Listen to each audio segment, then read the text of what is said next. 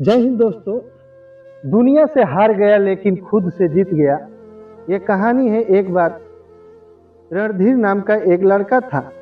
वह अपने मोहल्ले में पढ़ाई लिखाई ना करने वाले एवं हमेशा ही मस्ती करने वाला लड़के के तौर पर जाना जाता था।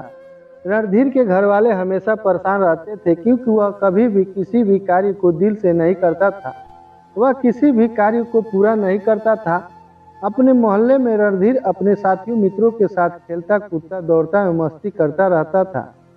वह कभी भी अपने जीवन में कोई भी कार्य को लक्ष्य निर्धारित करके पूरा करने की कोशिश नहीं करता था। इसलिए वह किसी भी कार्य को कभी भी पूरा नहीं कर पाता था, चाहे वह पढ़ाई हो, प्रतियोगिता हो।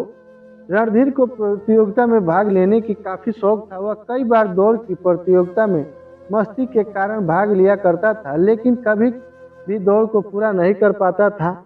एक बार उसके शहर में मैराथन का बहुत बड़ा प्रतियोगिता आयोजन हुआ। इस प्रतियोगिता के बारे में सुनकर रणधीर ने भी मैराथन के दौड़ में भाग लेने की सोची और उसने दौड़ में भाग लिया। प्रतियोगिता शुरू हुई। अन्य प्रतियोगियों की तरह रणधीर को भी इस प्रतियोगिता को जीतने की इच्छा हुई, इसलिए वह शुरुआत से काफ़ी तेजी से प्रतियोगिता में दौड़ रहा था।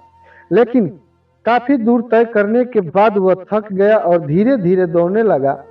कुछ दूरी पर वह रुक गया। रणधीर ने कभी भी अपने जीवन में किसी भी कार्य को पूरी निष्ठा से करने की कोशिश नहीं की थी, लेकिन इस बार वह इस प्रतियोगिता को जीतने की इच्छा रखा था। इसलिए वह फिर से उठा, खड़ा हुआ और धीरे धीरे चलने की कोशिश करने लगा। रणधीर काफ़ी थक चुका था। धीरे धीरे चलने के बावजूद कुछ दूरी तय करने के बाद वापस नीचे गिर गया पड़ा, लेकिन उसने इस बार ठान लिया था कि वह इस प्रतियोगिता को पूरा करके मानेगा। रणधीर ने अपनी आप से यह जीत पकड़ ली कि एवं लड़खड़ाते हुए मैराथन की रेस में आगे बढ़ने लगा। अतः काफी समय के बाद वह प्रतियोगिता के अंत तक पहुंच गया। एक दौड़ को पूरा करने के लिए रणधीर बहुत ज्यादा थक चुका था, इसलिए वह प्रतियोगिता पूर्ण करने के तुरंत बाद ही नीचे जमीन पर गिर गया और आराम करने लगा। रणधीर आज प्रतियोगिता जीत नहीं पाया, फिर भी वह मन ही मन काफी खुश हो रहा था, क्योंकि उसने इससे पहले कभी भी किसी भी कार्य करने के लिए निश्चित नहीं था। रणधीर भले ही आज प्रतियोगिता में दुनिया से हार गया, लेकिन खुद से जीत गया।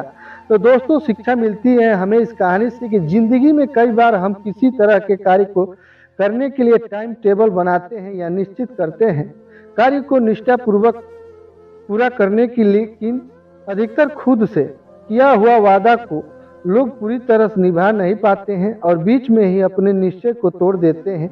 यदि लक्ष्य बहुत बड़ा दिखाई दे तो उसे जल्दबाजी में पूरा करने की बजाय धीरे धीरे भी पूरा किया जा सकता है, तो वह लक्ष्य जरूर प्राप्त किया जा सकता है। ये कहानी आपको कैसी लगी कमेंट करके जरूर बताइए और हमारे चैनल को सब्सक्राइब कीजिए, लाइक कीजिए। जय हिंद, जय भारत।